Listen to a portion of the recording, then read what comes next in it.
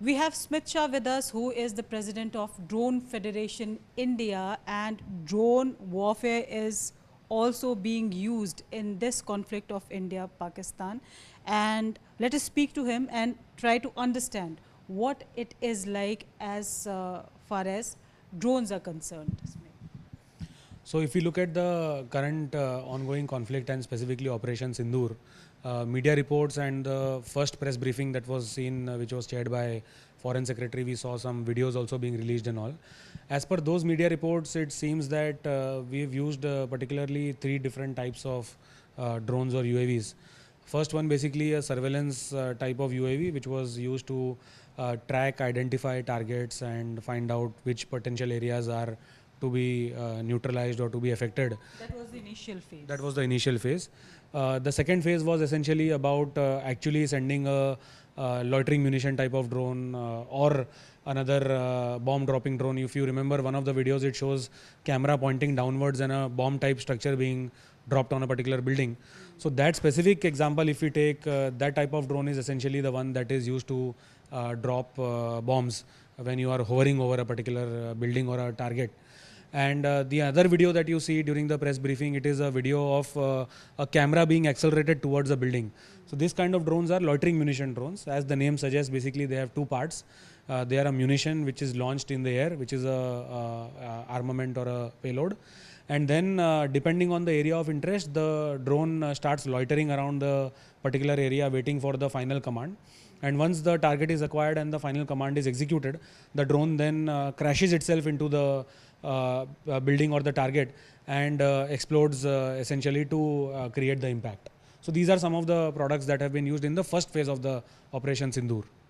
And what do you have to say about, we have also heard that a swarm of drones was also used by Pakistan to attack on India.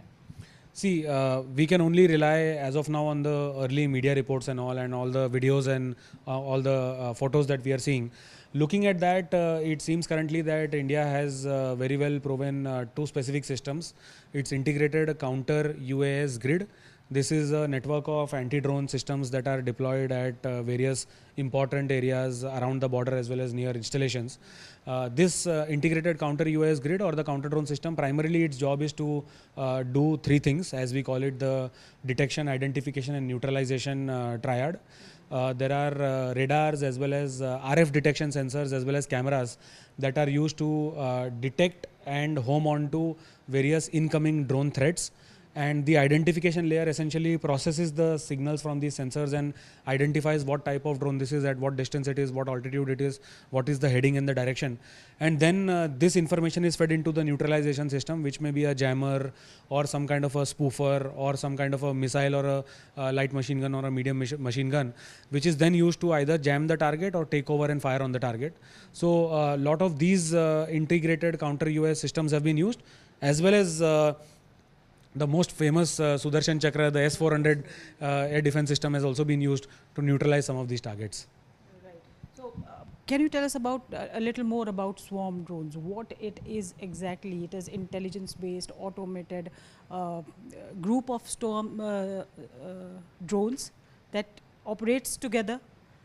So when we talk about swarm drones, essentially, well, I don't think in the current reports, while we are seeing a lot of tweets and all coming in about swarm drones being used from the other side and all, but it seems like they were just a lot of separate drones, not literally a swarm. You look at our companies that are based out of Bangalore, Delhi, Mumbai and various regions that were most successfully demonstrating their swarms to the Indian Army. Records also. Yeah, they have set records. I mean, in fact, we were part of one of the records where we had 5,500 drones flying together in a formation. But coming back to swarm drones, India has more than 20 companies that have very successfully demonstrated swarm drones. Indian Air Force had also done a very important competition called the Meher Baba Swarm Drone Competition, where many companies participated. Some of them also won the competition.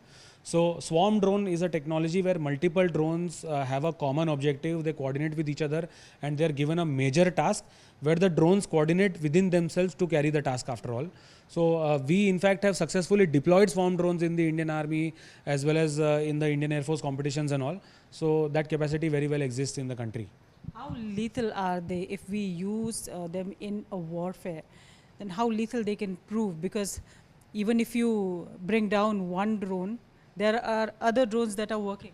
See, the best part about the swarm drones is essentially, let's say you deploy a swarm of 100 drones, and I'm talking this in a hypothetical scenario.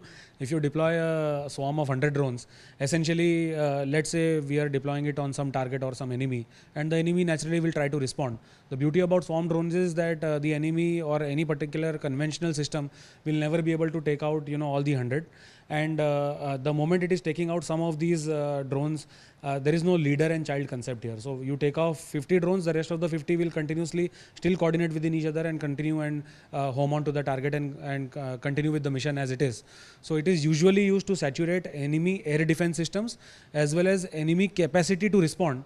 And because they are launched in large numbers and the enemy can never saturate and shoot down all of them, some of them always get through and they complete the mission and the target. What is the capacity of our enemy to respond to a swarm drone attack? Well, I don't think I would want to give very pointed comments on what our enemy's capability is. I mean, what their capability is on social media versus what is there actually that we have seen last night.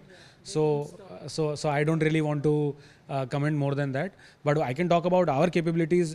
We have more than 500 companies in the country that work on various types of drone solutions and drone components and drone software. And in fact, in all the leading defense companies, whether it is kamikaze drone, loitering munition drone, swarm drone, logistics drone, or ISR drones, we don't just have capability, we have indigenous capability, indigenous supply chain, and we have companies that have spent more than 2,000 crores in R&D collectively, at least in the defense and all of these side. And there are products that have been fielded with the Indian Armed Forces live in action. Some of them also used in this conflict, which proves that our capability is very well there. It is Indian and it is already field tested in the environment before as well as now. Suppose tomorrow if they attack through a swarm of drones, we are talking about S-400s and Akash, but these are big platforms, air defense platforms.